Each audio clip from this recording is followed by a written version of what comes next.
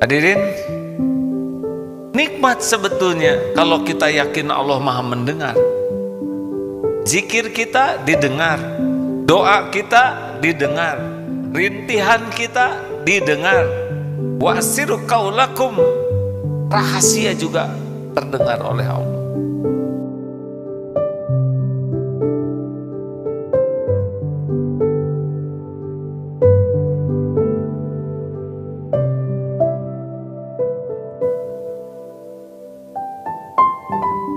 Ini dia yang harus kita latih.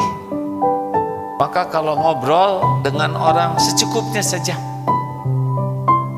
tidak usah memaksakan diri agar orang jadi paham, jadi yakin, yang membuat kita berlebihan dalam bicara. Yang membulak-balik hati itu Allah, bukan perkataan kita. Kita tuh perkataan tuh niat benar, perkataan benar, caranya benar, itulah tugas kita. Bukan membulak-balik hati siapapun. Ada kalanya sudah niat benar, perkataan benar, cara benar, tapi tetap ditolak, tidak apa-apa.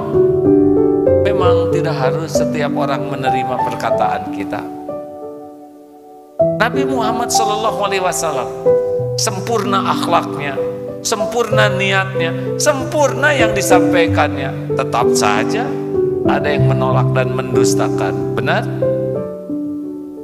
Karena tugas kita fadzakir innama anta mudzakir, hanya mengingatkan saja.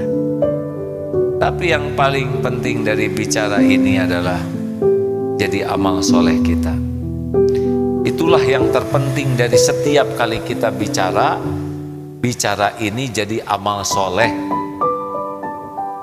bukan membulak-balik hati orang, bukan membuat orang terpengaruh.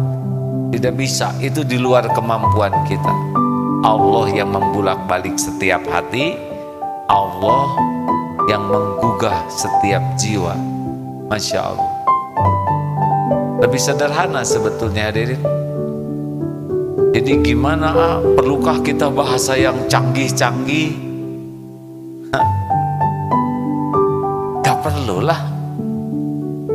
Misal sedang KKN di desa supaya kelihatan pintar.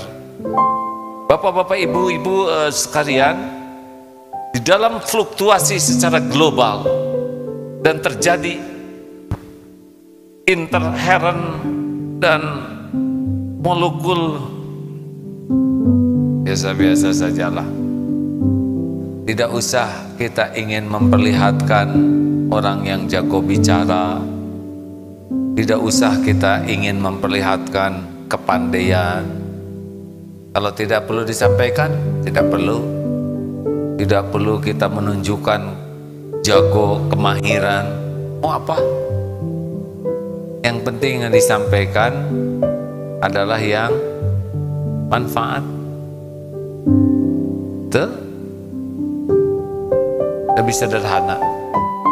Lebih sederhana. Para ulama juga yang betul-betul para kekasih Allah, sedikit saja bicaranya. Saya berguru ke beberapa ulama, tidak banyak bicara. Di beberapa tempat ulama yang betul-betul sangat yakin Allah Maha mendengar, sedikit saja. Baca. Dengan begitu saja sudah bergolak semangat bacanya. Diulang-ulang ya. Diulang-ulang. Kita sampai dower menasehati. Ternyata yang terjadi tinggal dowernya saja. Karena Allah tahu hati kitanya tidak merasa didengar oleh Allah Subhanahu wa ta'ala. Mana yang lebih kuat? Misalnya anak belum sesuai harapan, nasihat kepada anak atau doa kepada Allah agar anak jadi lebih baik, mana yang lebih kuat? Doa. Kalau sudah doa kepada Allah, boleh jadi lisan kita dijadikan jalan perubahan anak. Beda ya, yang menasehati tidak minta tolong Allah dengan yang minta tolong Allah kemudian memberi nasihat. Kalau kita sibuk menasehati tapi tidak mengandalkan Allah yang maha mendengar, kalau Allah tidak balikan hati, tidak tuh, walaupun dalilnya komplit, balikan hatinya, udah gak ada dengar. Tapi kalau kita doa sekuat tenaga dan Allah mau membalikan hati anak, syariatnya lewat lisan kita, nanti kita keluar nasihat. Tapi Allah yang membimbing syariat, bisa anak itu berbalik.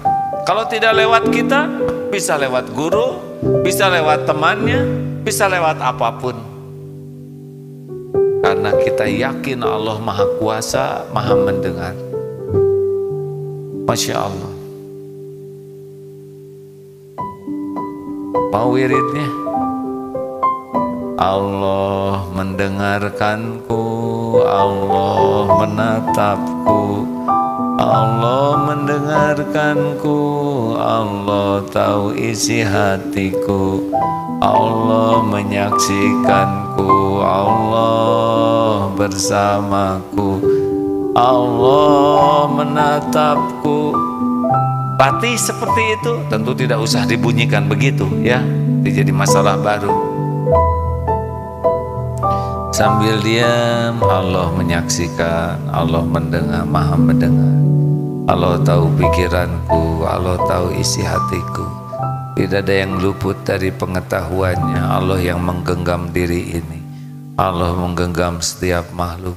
Terus karena memang begitu faktanya. Asmaul Husna yang kita kaji itu harusnya membuat kita yakin seperti itu. Sehingga wa huwa ma'akum aynama kuntum wallahu bima ta'maluna basir. Dan dia Allah bersamamu dimanapun kau berada, dan Allah maha melihat apapun yang kau kerjakan.